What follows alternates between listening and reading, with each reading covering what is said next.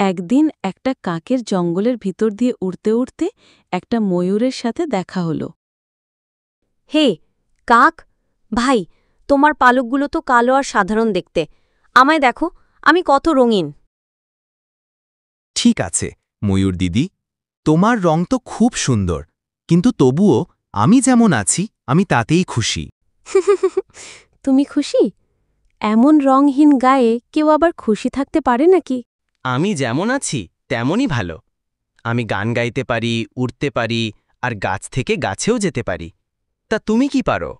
না, আমি ভারী বলে উড়তে পারি না।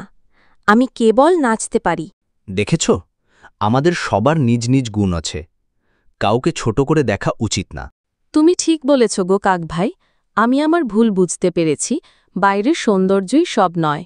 এই গল্পের মূল কথা হল, সত্যিকারের সৌন্দর্য নিজের গুণে থাকে, বাইরের রূপে নয়।